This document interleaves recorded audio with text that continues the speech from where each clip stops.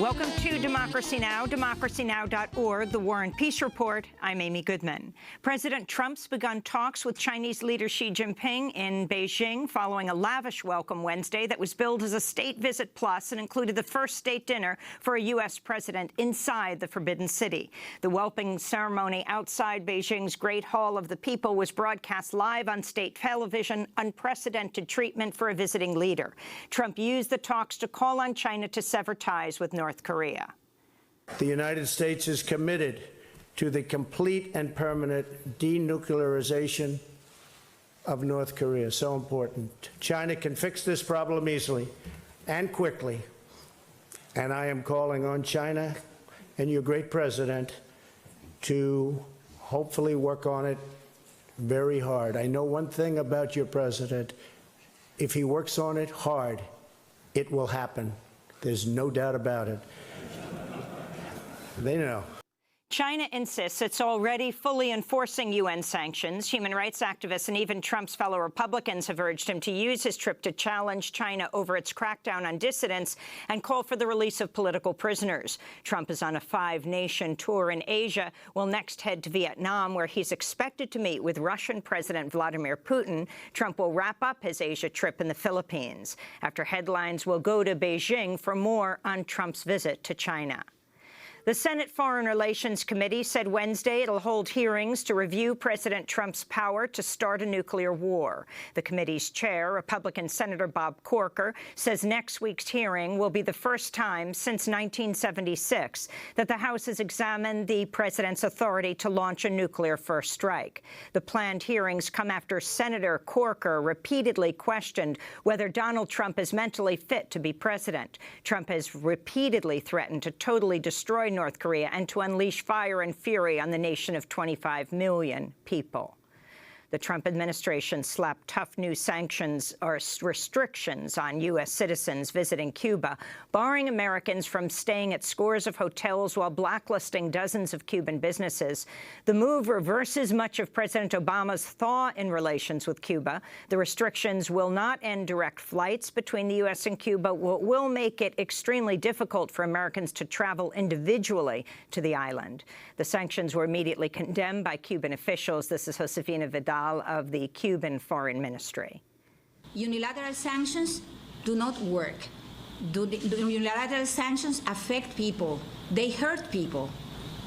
So we are very opposed to unilateral sanctions, so you will never see the Cuban government adopting this kind of sanctions against other countries, other people, including the United States. In Washington, D.C., the labor union representing Foreign Service employees warns the Trump administration is undermining U.S. diplomacy at a dizzying speed as it reduces the number of senior diplomatic positions while pressing a hiring freeze across the State Department.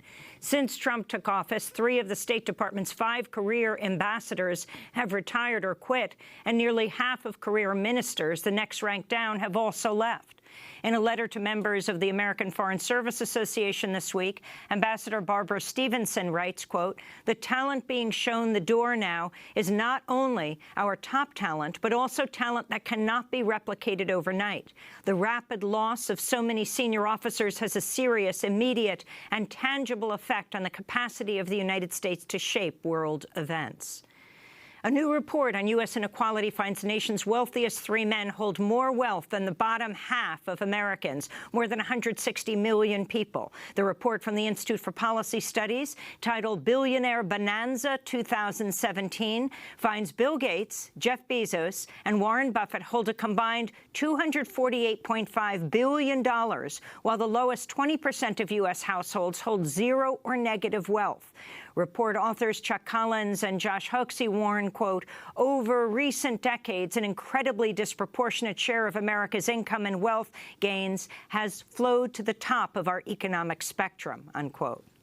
The findings come as Senate Republicans prepare to unveil their plan to cut taxes, a bill that's expected to balloon the national debt while slashing taxes on corporations and inherited wealth, showering most of its benefits on the wealthiest Americans. In Texas, Vice President Mike Pence met Wednesday with the families of victims of Sunday's massacre at the church in Sutherland Springs, in which shooter Devin Patrick Kelly used a semi-automatic assault rifle to kill 26 people while wounding 20 others. Kelly was able to purchase his rifle even though he'd been convicted by a military court on domestic abuse charges. Pence blamed mental illness and bureaucratic failures for the assault. In just a few moments, we'll meet with families of the fallen and put our arms around them and assure them that every American has them in their hearts. It was a crime that the assailant was ever able to purchase a firearm in the first place. He lied on his application, had a history of mental illness, and there were bureaucratic failures. Vice President Pence is a longtime NRA member with an A rating from the gun lobby.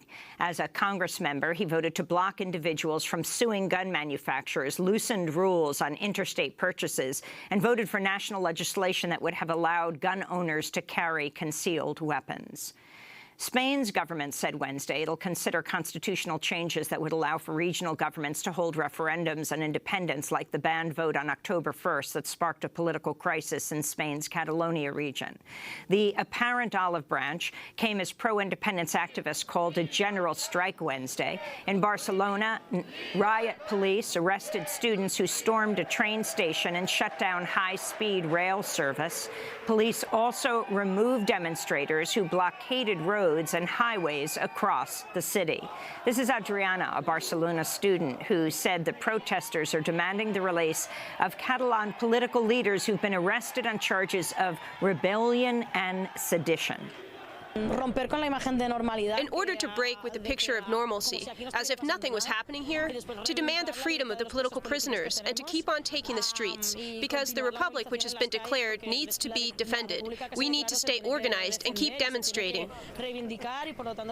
Egypt's highest appeals court has upheld a sentence of 5 years in prison and 5 years probation for Alaa Abdel Fattah, one of the country's most prominent pro-democracy activists.